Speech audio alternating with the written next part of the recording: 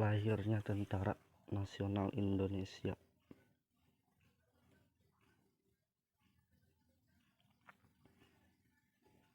Pengertian: sebagian negara yang wilayahnya luas, tentara mutlak diperlukan sebagai benteng pertahanan. Sebutan TNI, Tentara Nasional Indonesia, lebih populer dengan sebutan ABRI, Angkatan Bersenjata Republik Indonesia. Bagaimana sejarah lahirnya Tentara Nasional Indonesia? Terbentuknya TNI berpangkal dari maklumat pembentukan TKR, Tentara Keamanan Rakyat. Kesatuan TKR kemudian berkembang menjadi TNI. A. Badan Keamanan Rakyat. Beberapa minggu setelah proklamasi kemerdekaan, Presiden Soekarno masih bersikap hati-hati.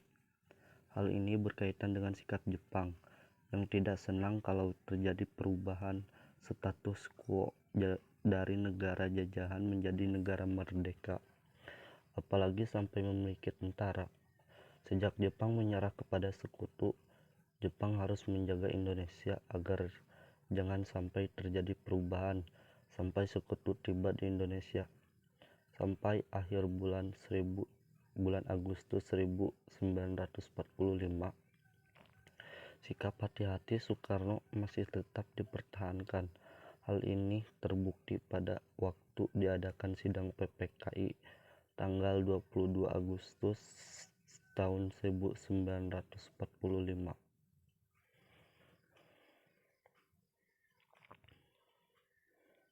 Untuk menghadapi situasi dalam sidang itu, diputuskan untuk pembentukan BKR, Badan Keamanan Rakyat. BKR merupakan bagian dari BPKKP, Badan Penolong Keluarga Korban Perang. Tujuan dibentuknya BKR untuk memelihara keselamatan masyarakat dan keamanan di berbagai wilayah. Oleh karena itu, BKR juga dibentuk di berbagai daerah.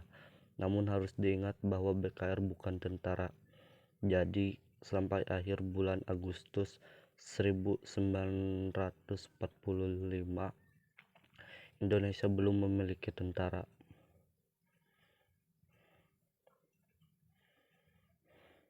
B. Tentara Keamanan Rakyat. Sampai akhir bulan September 1945, ternyata Indonesia belum memiliki kesatuan dan organisasi ketentaraan secara resmi dan profesional.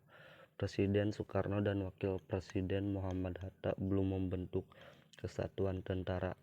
Hal ini tampaknya sangat terpengaruh oleh sikap serta strategi politik yang cenderung pada usaha diplomasi. BKR hanya diprogram untuk menjaga keselamatan dan keamanan masyarakat di daerah masing-masing.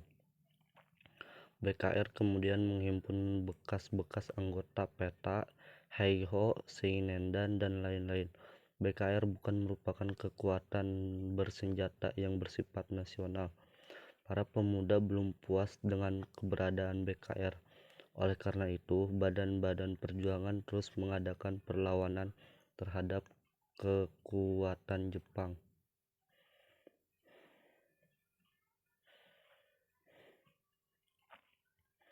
Angkatan Perang Inggris yang tergabung dalam SEAC, South East Asian Command, mendarat di Jakarta pada tanggal 16 September 1945. Pasukan ini dipimpin oleh Laksamana Muda Lord Louis Mountbatten yang mendesak pihak Jepang untuk mempertahankan status quo di Indonesia. Indonesia masih dipandang sebagai daerah jajahan seperti pada masa-masa sebelum 17 Agustus 1945. Angkatan Perang Inggris yang tergabung dalam SEAC, South East Asian Command, mendarat di Jakarta pada tanggal 16 September 1945. Pasukan ini dipimpin oleh Laksamana Muda Lord Louis Mountbatten yang yang mendesak pihak Jepang untuk mempertahankan status quo di Indonesia.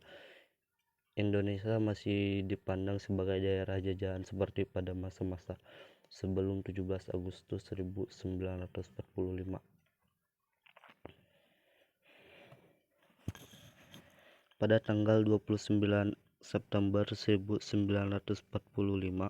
mendarat lagi tentara Inggris yang dipimpin oleh Letnan Jenderal Sir Philip Christison, panglima dari Afghan Allied Forces Netherlands East Indies.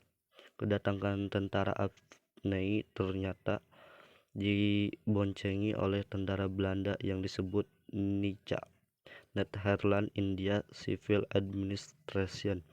Hal ini menimbulkan kemarahan bagi bangsa Indonesia. Personalia pimpinan TKR ternyata belum mantap. Hal ini terutama disebabkan oleh tidak munculnya tokoh Supriyadi. Supriyadi hilang secara misterius sejak berakhirnya pemberontakan Peta di Blitar pada Februari 1945. Oleh karena itu, pada tanggal 20 Oktober, susunan pimpinan TKR yang baru sebagai berikut: Menteri Keamanan Rakyat dan interim Muhammad Suryo Adikusumo, pimpinan tertinggi TKR Supriyadi, Kepala Staf Umum TKR Urip Sumoharjo.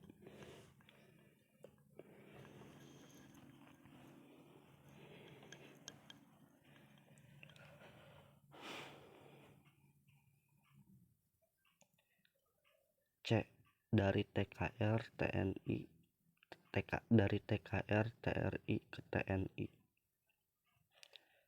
Sejarah ketentaraan Indonesia terus mengalami perubahan. Pada masa awal kemerdekaan, TKR dengan sebutan Keamanan Rakyat dinilai hanya merupakan kesatuan yang menjaga keamanan rakyat, yang belum menunjukkan sebagai suatu kesatuan angkatan bersenjata yang mampu melawan musuh dengan perang bersenjata. Jenderal Sudirman ingin meninjau susunan dan tata kerja TKR. Kemudian atas praksa markas tertinggi TKR, pemerintah mengeluarkan penetapan Pemerintah Nomor 2 atau sampai dengan 1946, tanggal 1 Januari 1946. Isi dari penetapan pemerintah itu adalah mengubah nama Tentara Keamanan Rakyat menjadi Tentara Keselamatan Rakyat.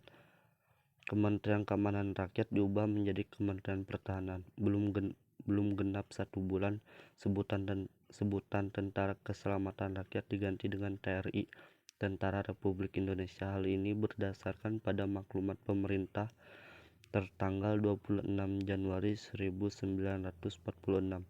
Di dalam maklumat itu ditegaskan bahwa TRI merupakan tentara rakyat, tentara kebangsaan, atau tentara nasional.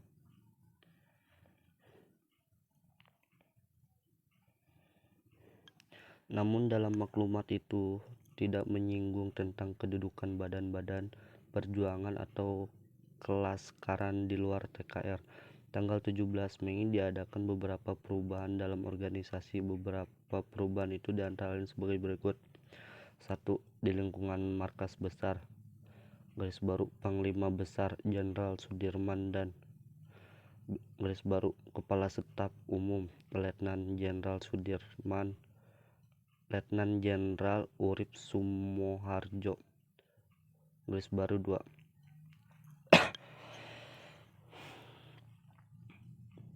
Pengurangan jumlah divisi, garis baru Jawa Madura, yang semula 10 divisi dijadikan 7 divisi ditambah 3 brigade di Jawa Barat.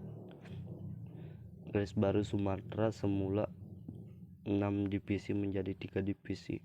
Garis baru 3 dalam Kementerian Pertahanan. Garis baru dibentuk Direktorat Jenderal Bagian Militer yang dipimpin oleh Mayor Jenderal Sudibyo baru dibentuk biro khusus yang menangani badan-badan perjuangan dan kelaskaran.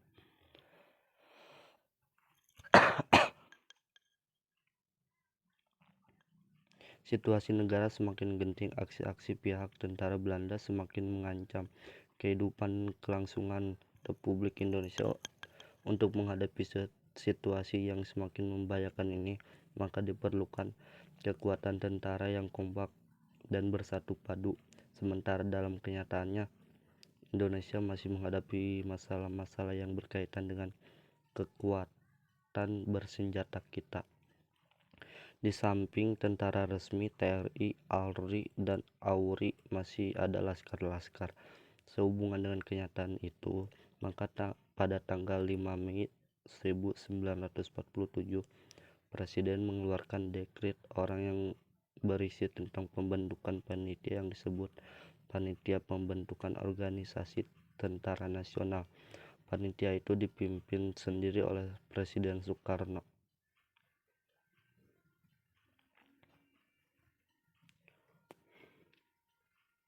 Setelah panitia itu bekerja, akhirnya keluar penetapan Presiden tentang pembentukan organisasi TNI, Tentara Nasional Indonesia, mulai tanggal 3 Juni 1947. Secara resmi telah diakui berdirinya TNI sebagai penyempurnaan dari TRI. Segenap anggota angkatan perang yang tergabung dalam TRI dan anggota kelaskaran dimasukkan ke dalam TNI. Dalam organisasi ini telah dimiliki TNI Angkatan Darat, TNI Angkatan Laut, dan TNI Angkatan Udara. Semua itu terkenal dengan sebutan ABRI, Angkatan Bersenjata Republik Indonesia. Saat ini Angkatan Bersenjata Republik Indonesia kembali bernama Tentara Nasional Indonesia.